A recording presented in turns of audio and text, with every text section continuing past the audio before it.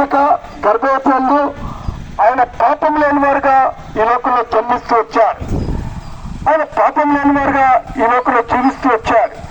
పాపం లేని వారుగా 33 సంవత్సరాల భూలోకంలో జీవించి 3.5 సంవత్సరాల కాలంలో ప్రభు ఆశ్చర్యకార్యం చేస్తూ వచ్చారు. అలా చేయవలసిన గొప్ప కారణం ఏంటంటే ఈ లోకంలో ప్రతి మనుషుడు ప్రయాసపడుతూ ఉన్నాడు. అందుకని పరిశుద్ధ గ్రంథంలో ఈ మాట చెప్పబడుతుంది, ప్రయాసపడి భారం మోస్తుందా సమస్త జనులారా నా ఎందుకు రండి, నేను మీకు విశ్రాంతినిస్తానని ప్రభు చెప్తూ వస్తున్నాడు. ఈ లోకంలో ఆయన రక్షకుడిగా జన్మించిన గల కారణము ప్రతి వారు వారి యొక్క భారాలతో జీవిస్తూ ఉన్నారు. వారు ప్రయాసపడుతున్నారు, ఎంతో భారాలు మోస్తున్నారు.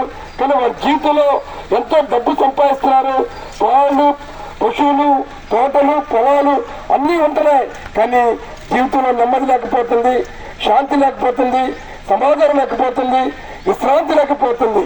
ఆ విశ్రాంతి, ఆ శాంతి, ఆ సమాధానాన్ని ఇవ్వటానికి యేసు ప్రభువారే ఈ లోకంలో పాపం లేని వారుగా 2 సంవత్సరాలు ఆ ప్రభు జన్మిస్తూ వచ్చాడు. అలాగూ జన్మించిన దేవుడు ప్రతి మనుషుడు ప్రయాసపడుతూ పాప భారాన్ని వేస్తున్నాడు. ఆ పాపం వల్ల వచ్చే జీవితము అది మరణము. ఆ మరణమే నిత్య నరకాగ్ని.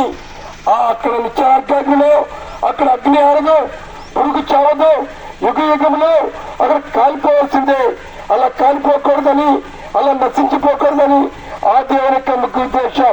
కానీ మనుషులు అనుకుంటాడు ఆ పాపంలో చనిపోతే తక్కుడో బిక్కుడో ఏదో గాల్లో కలిసిపోతుంది, లేదా కోతిలాగో కుక్కలాగో ఎలాగో రెండో జన్మందని మానవుడు అనుకుంటాడు.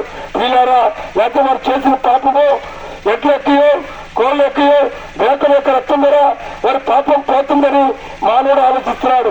కానీ పరిశుద్ధమైన బైబిల్ చెప్తుంది అలా చెప్పటం అసాధ్యం. ఒక పరిశుద్ధుడి రక్తం కావాలి, ఒక పాపం లేని వారి రక్తం కావాలి. ఆ పాపం లేని దేవుడు, ఆ పరిశుద్ధుడు యేసు ప్రభు మాత్రమే. ఆ ప్రియ క్రీస్తు ప్రభువారు నేను ఆ పాపముల కొరకై మరి ఈ లోకానికి రక్షకుడుగా జన్మించాడు. నిన్ను నన్ను మనందరినీ రక్షించాలని ఆ దేవుని యొక్క ముఖ్య ఉద్దేశం. అందుకనే ఆయన 3,000 సంవత్సరాల కాలంలో భూలోకంలో ఆశ్చర్య కార్యములు, అద్భుతాలు, గొప్ప కార్యాలు పని చేస్తూ వచ్చారు. గుడ్డి వారికి చూపుకలు చేశారు, గుడ్డి వారు నడుస్తూ వచ్చారు, చనిపోయిన వారు లేనెత్తారు. అలా వచ్చి జగన్ స్వస్థపరిచాడు. నేలను ద్రాక్షరసంగా మార్చి ఆశ్చర్య కార్యములు, సూచక్రియలు పని చేస్తూ నేను ఆ పాపముల నిమిత్తము ఆయన నీవు చేసిన పాపము నేను చేసిన పాపమును బట్టి ఆ ప్రియరక్షకుడు భూమికి ఆకాశానికి మధ్యన ఆయన మ్రాడిపై వేలాడుతూ ఆయన కాళ్ళకు రేకులు, చేతికి రేకులు, ఆయన తలపై సిరిసి పెట్టబడింది. మన యొక్క హృదయంలో చెడుతలంపులు, ఉపచార క్రియలు, అపవిత్రమైన వాటన్నిటి కొరకై ఆయన ప్రక్కలో బలిపడి పొడిపించబడింది. ఆయన రక్తము కార్చాడు. ఆయన కార్చిన రక్తంలో ఎవరైతే యేసు ప్రభువుని దేవుడిగా రక్షకుడిగా అంగీకరిస్తారో వారికి విశ్రాంతిని ప్రసిద్ధమైన బైబిల్లో యేసు ప్రభువు తెలుస్తున్నారు. పిల్లరా మీరు అనుకోవచ్చు యేసు ప్రభువు మా దేవుడు కాదని మీరు అనుకోవద్దు. ప్రసిద్ధమైన మాట్లాడుతుంది యేసు క్రీస్తు అందరికీ ప్రభు. ఆయన పాపలను రక్షించలేక ఆ ప్రభు ఈ లోకానికి జన్మిస్తూ వచ్చాడు. అలాగే జన్మించిన దేవుడు కులాలని, మతాలని, వర్గాలను స్థాపించడానికి రాలేదు. కానీ యేసు ప్రభువారు శిలువపై వేలాడి ఆయన రక్తము కార్చి మరణించి తిరిగి సమాధి చేయబడి 3వ దినం లేస్తూ వచ్చాడు.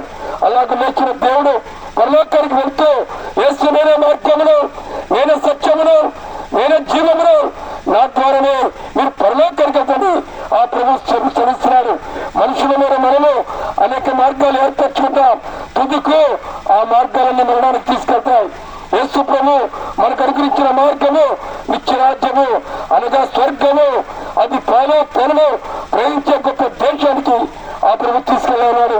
మీరంతా కూడా సూక్ష్మ మోక్షం ఏమీ డబ్బు ఖర్చు ఎక్కర్లేదు. మీరు ఎక్కడికో ఏది చేయవలసిన లేదు. మీరున్న చోటునే యేసు ప్రభువా నేను పాపిని, నా పాపాలు క్షమించు, నాలున్న పాప భారాన్ని తీసివేయి, నాకు శాంతి లేదు, సమాధానం లేదు.